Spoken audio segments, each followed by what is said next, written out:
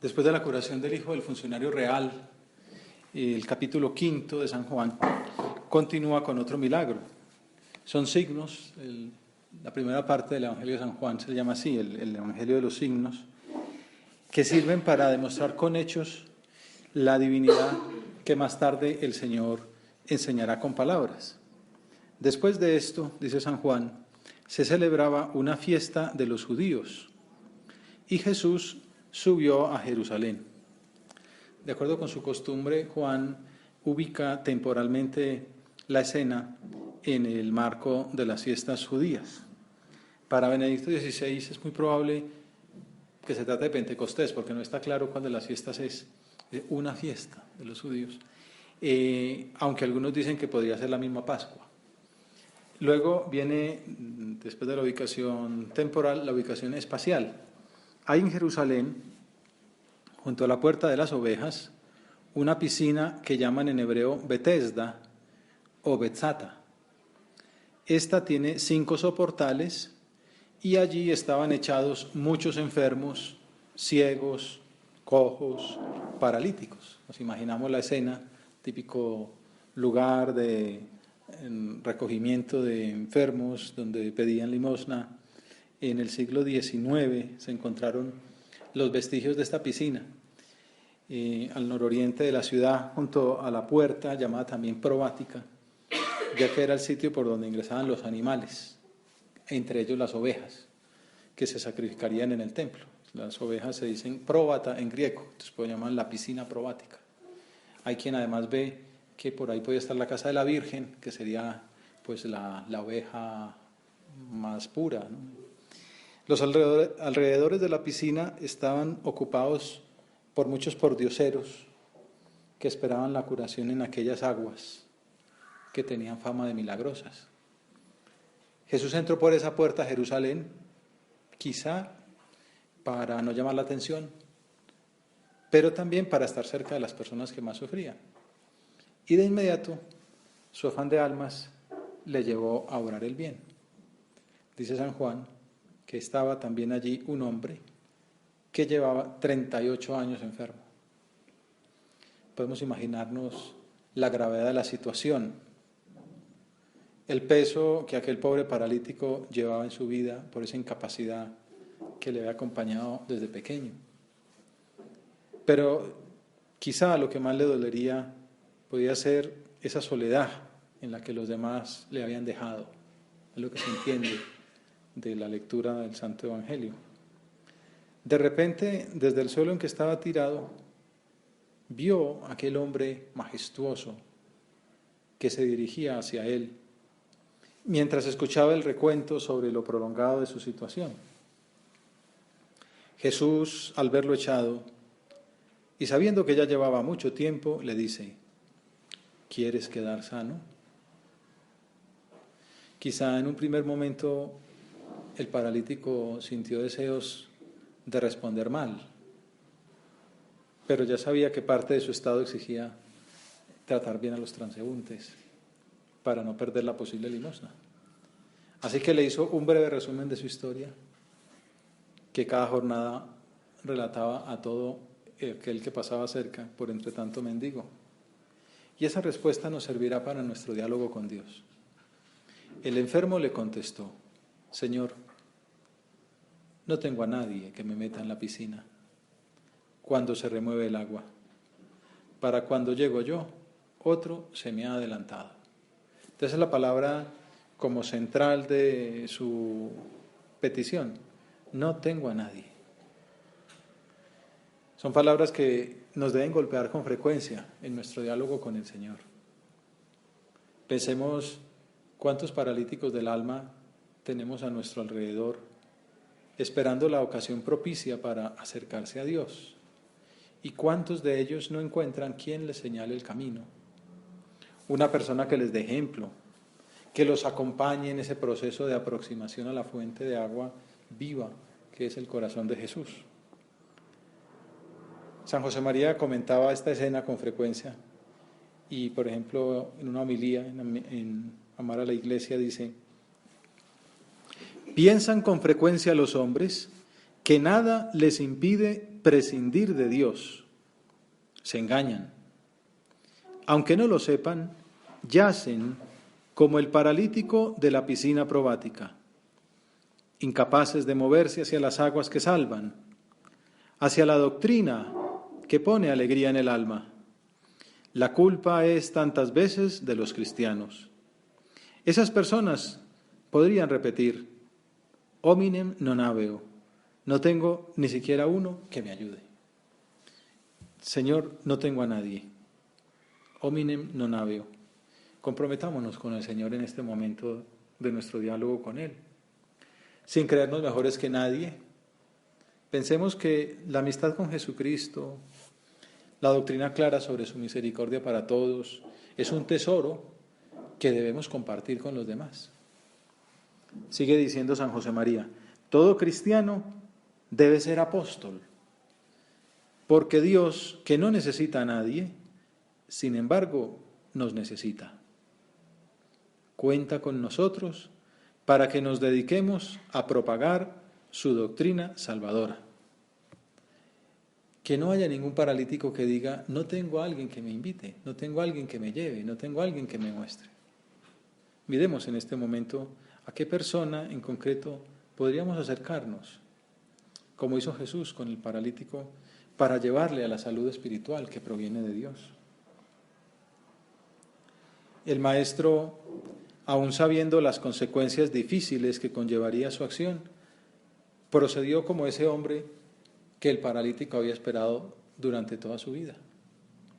Y le indicó, levántate, toma tu camilla y echa a andar. ¿Se imagina uno que el paralítico habrá sentido deseos de responder mal? Una vez más, ante lo inaudito de semejante orden. Levántate, toma tu camilla y echa a andar, y uno lisiado. Pero al mismo tiempo comenzaría a experimentar una extraña sensación. Sintió fuerza en sus miembros, se levantó con decisión, y al momento el hombre quedó sano, tomó su camilla y echó a andar. Aquel personaje, después de una vida entera postrado, obedeció con prontitud. Tras ese primer instante de desconcierto, empezó a sentir la fuerza en sus extremidades y se levantó inmediatamente. Contemplar esa respuesta pronta nos puede servir para que comparemos nuestra débil contestación a las indicaciones divinas, tantas veces retrasada con excusas injustificadas. Pensemos ahora en nuestro examen, en nuestro rato de oración. ¿Cómo respondo yo a las invitaciones de Dios? ¿Con prontitud o con retrasos? ¿Con inmediatez o con dilataciones? ¿Me levanto y echo a andar? ¿O empiezo a buscar disculpas, excusas? Quizá padecemos otro tipo de parálisis, la espiritual, que podemos considerar a la luz de las acciones de este pordiosero que estamos contemplando. También es San José María quien hace una exégesis novedosa, no solamente quedándose en el paralítico que no tiene hombre, sino que va a hacer ver otra persona que necesita esa ayuda. Es un texto que escribió originalmente como instrucción para sus hijos espirituales y que al final quedó recogido y ampliado en el número 168 de Forja. Esos libros de él de aforismos casi todos están sacados de sus apuntes íntimos y de sus escritos previos, ya un poquito más explicados y despersonalizados. Entonces, en esta instrucción del 1 de abril del 34 decía, hay una sola enfermedad mortal, hay un solo error funesto, conformarse con la derrota, no saber luchar con espíritu de hijos de Dios. Si falta ese esfuerzo personal, el alma se paraliza y yace sola, incapaz de dar frutos. Hay una sola enfermedad mortal. Hay un solo error funesto: conformarse con la derrota. En estos días que estaba hablando con alumnos así como de religión, etcétera, preguntan por la culpa y preguntan por la lucha. Parece como difícil de aceptar que Dios sea tan bueno, tan misericordioso. Por eso el Papa Francisco insiste tantas veces en que Dios no se cansa de perdonar. Somos nosotros los que nos cansamos de pedir perdón. Somos nosotros los que nos conformamos con la derrota, como si nos costara ir a esa fuente de aguas vivas que es la misericordia divina. Ese no reconocer en Dios un Padre. Ahorita estaba hablando con alumnos, estaban leyendo el Apocalipsis, ¿no? Entonces les impresionaba el tema del anticristo y del infierno y de los condenados. Les insistía la otra idea que es la principal de ese libro y de toda la Escritura, la misericordia de Dios. Me preguntaban por el Cordero, ¿no? El Cordero que se inmoló para nuestra salvación. Pero a veces el diablo, en el fondo, la tentación de ver en Dios un ser vengador, un ser hierático, distante, como un juez lejano, y no un Padre amoroso, como el Padre del Hijo pródigo. Hay una sola enfermedad mortal, un solo error funesto: conformarse con la derrota, no saber luchar con espíritu de hijos de Dios. Si falta ese esfuerzo personal, el alma se paraliza y yace sola, incapaz de dar frutos. La vida interior, la vida espiritual, la lucha cristiana tiene ese elemento de ascética. El Señor, que quiere nuestra salvación, que nos da la gracia que sea necesaria, quiere contar con nuestro esfuerzo, con nuestra ascética, con nuestra lucha, con ese levantar la mano para estirar la que Él nos da desde el cielo. Si falta ese esfuerzo personal, el alma se paraliza y yace sola, incapaz de dar frutos. Al contrario también, el que se esfuerza, el que se mueve, el que corresponde a la acción de la gracia, da frutos en abundancia. Con esa cobardía, obliga a la criatura al Señor a pronunciar las palabras que él oyó del paralítico. Esto es lo que llamo interpretación novedosa. Ya no es solamente el paralítico que dice: Señor, no tengo un nombre, sino que qué triste que sea Dios el que tenga que decir: hominem non habeo, no tengo un nombre. Qué vergüenza si Jesús no encontrara en ti el hombre, la mujer que espera. Aquel paralítico esperaba un hombre que viniera y lo empujara, lo arrastrara al agua milagrosa. Y nunca lo tuvo durante 38 años. Dios está esperando también una persona que, como vino Él delante del paralítico, respondiera con generosidad. Señor, no queremos fallarte con nuestra cobardía. No queremos fallarte con nuestra dejadez, con esa falta de lucha que paraliza el alma. Ayúdanos, como al paralítico de Betzata o de Betesda, de la piscina probática, para levantarnos con presteza, para caer siempre en la cuenta de que somos hijos tuyos. Aunque haya sido muy dura la caída, aunque hayamos quedado paralíticos del alma, ayúdanos, Señor, a vivir nuestra lucha espiritual con ese sentido de la filiación divina. Soy hijo tuyo. Que te busquemos con nuestro esfuerzo en esos puntos concretos que nos has señalado en la dirección espiritual. Que te busquemos en esos medios de formación que nos brindas para avanzar, para ir más cerca de ti, para estar identificados con tu espíritu. Que seamos humildes y acojamos la necesidad de esa ayuda que tú nos das. Con puntualidad, con preparación, con docilidad. Que te busquemos con nuestro esfuerzo. En esos puntos concretos que nos has señalado en la dirección espiritual o en la confesión. Que puedas contar con nosotros, a pesar de que seamos tan poca cosa.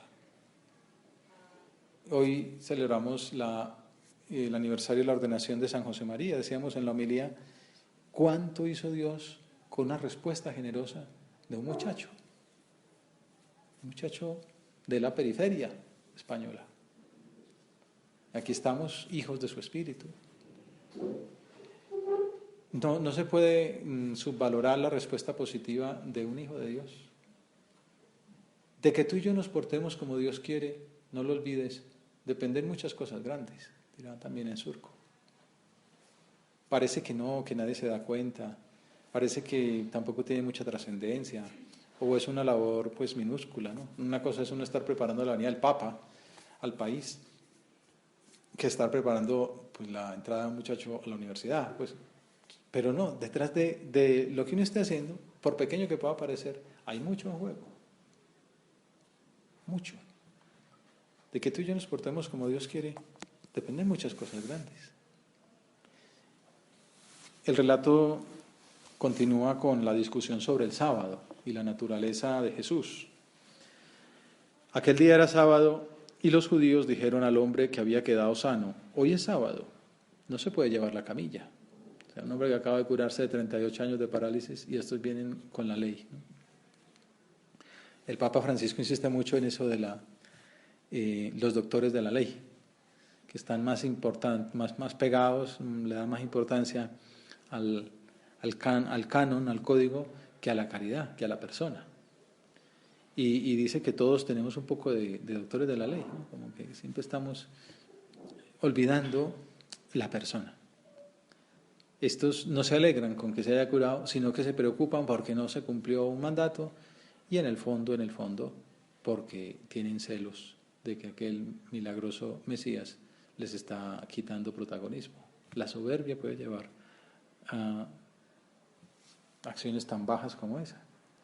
Aquel hombre le responde con unas palabras que recuerdan a las del ciego de nacimiento después de su curación, una claridad, una sensatez palpable. Dice: el que me curó es quien me dijo, toma tu camilla y echa a andar. Como diciendo, un hombre que tiene el poder de curar una enfermedad de 40 años de duración es un profeta y tiene todo el derecho de indicar cómo se vive mejor la restricción del sábado. Si él me dijo que caminara, es porque hay que caminar. No me vengan ustedes aquí ahora con leyes y códigos y cánones, ¿no? Pues las autoridades insistieron, de igual modo que en el caso del ciego. ¿Quién es el que te ha dicho que tomes la camilla y eches a andar? Quizás sospechaban, claro, que había regresado a la ciudad santa aquel profetilla del norte que tenía ínfulas mesiánicas. El hombre que había quedado sano no sabía quién era Jesús, a causa del gentío que había en aquel sitio, porque Jesús se había alejado. Ese secreto mesiánico, Jesús estaba pendiente de cumplir la voluntad del Padre, no pendiente de hoy dirían, su marca, ¿no? su prestigio. No, él estaba pendiente de que se cumpliera la voluntad de Dios y pensaba que no era conveniente todavía más publicidad, por eso había entrado por la puerta de atrás, por la puerta probática. Pero por eso se le había escondido también a porque sabía lo que le podía pasar. Sin embargo, poco después se le hizo el encontradizo y le dio un último consejo, más importante aún que la misma curación. Más tarde lo encuentra Jesús en el templo y le dice: mira, has quedado sano, no peques más, no sea que te ocurra algo peor, no peques más. El Señor nos hace ver que la limitación física es un mal relativo. Una enfermedad, un sufrimiento tan grande como puede ser esa parálisis, no separa de Dios. Y si no separa de Dios, sino que incluso, al contrario, puede unir bastante a la cruz que el mismo Señor quiso cargar por nosotros. El mal físico en sí no es el verdadero mal profundo, dramático, radical. Jesucristo nos enseña que el verdadero mal no es el sufrimiento o la enfermedad, como tantas veces se ve por ahí. Es difícil entender y aceptar la contradicción, la cruz, el dolor, la enfermedad. Pero Jesús por eso insiste, lo más malo no es el dolor. Es famoso un técnico de fútbol que una vez perdió un partido contundente, ¿no? 3-1. Boca Juniors, 3-1. Y entonces le dicen, qué desastre, ¿qué va a hacer después de este desastre? Y dice, eso no es ningún desastre. Desastre es no tener dinero para llevar comida a la casa. Eso sí es un desastre.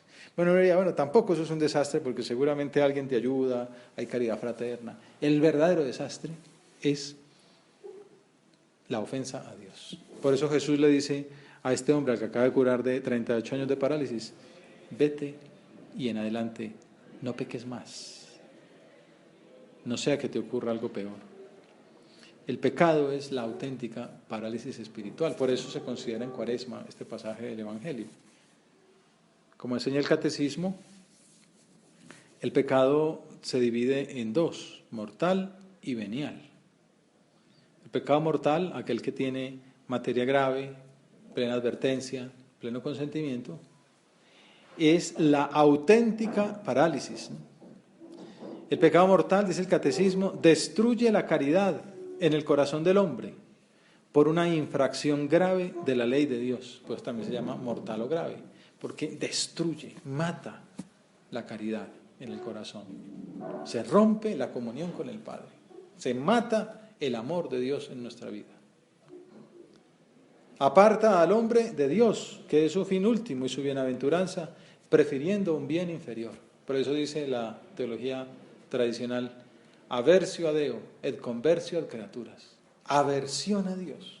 Qué cosa tan dura el pecado, Señor, que no se puede decir de nosotros que hemos estado enemistados contigo. Aversio a Dios, ¿no? Que te hemos tenido aversión.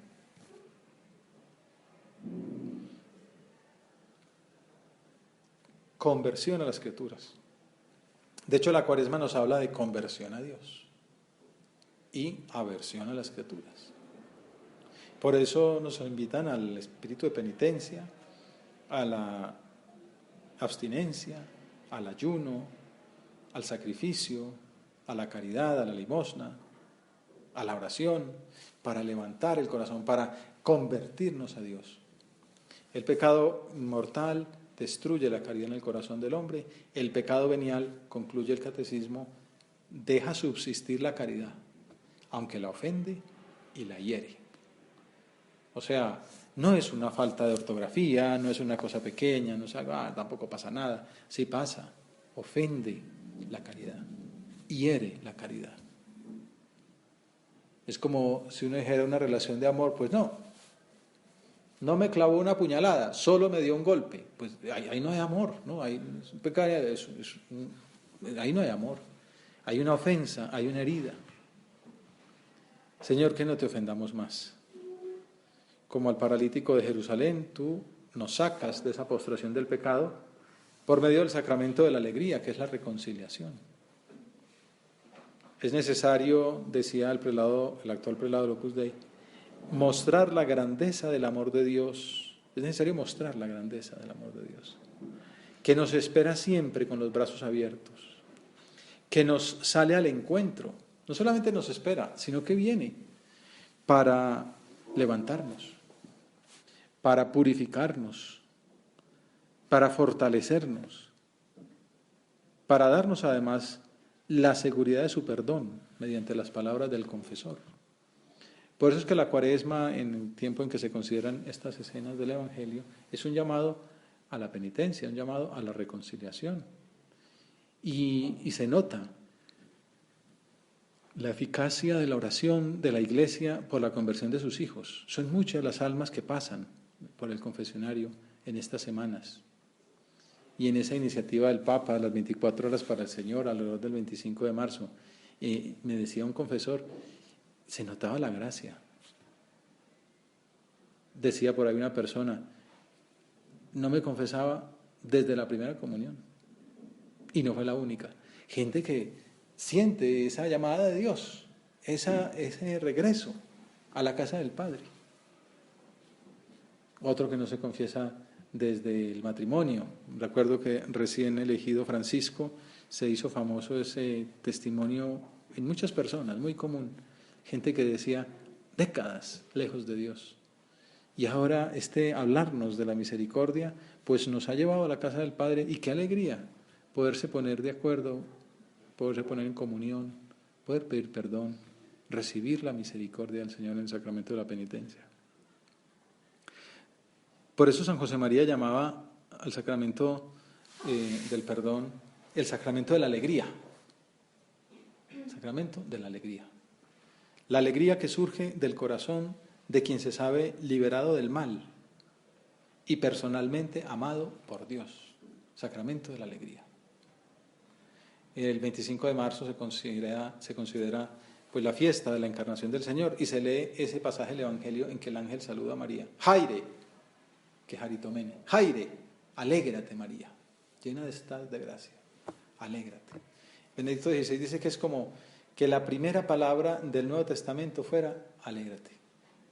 El anuncio, la buena nueva, eso es lo que significa Evangelio, es alégrate.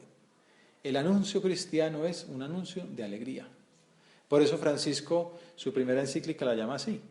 Bueno, la segunda, la primera es con Benedicto XVI sobre la fe. Es Evangelii Gaudium, la alegría del Evangelio. Es un texto programático, es lo que encierra todo su plan de gobierno, que conviene mirarlo en la oración con frecuencia también para mirar que nuestro apostolado debe ser así. Anunciamos la alegría, anunciamos la buena nueva, anunciamos la felicidad. El sacramento de la alegría supone el regalo de Dios que surge del corazón, la alegría que surge de aquel que se sabe liberado del mal y personalmente amado por Dios. Por eso el Evangelio concluye diciendo que aquel hombre se marchó y dijo a los judíos que era Jesús quien le había sanado.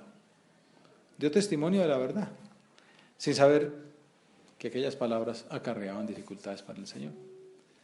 El cuarto evangelista concluye el pasaje mostrando la respuesta odiosa de esas autoridades ante una revelación palmaria de su divinidad. Por eso, dice, los judíos perseguían a Jesús, porque no solo quebrantaba el sábado, sino también porque llamaba a Dios Padre suyo, haciéndose igual a Dios. Concluyamos nuestra oración acudiendo a la Virgen Santísima, que contemplaría con dolor la cobardía, la parálisis espiritual de aquellos hombres que rechazaban el amor que su Hijo había traído al mundo. Y pidámosle que la nuestra sea una respuesta como la del paralítico del Evangelio, inmediata, decidida. Que rechacemos el pecado como el único verdadero mal y que acerquemos a las personas amigas a la confesión, sacramento de la alegría. De esta manera, Jesús encontrará en nosotros el hombre, la mujer que espera.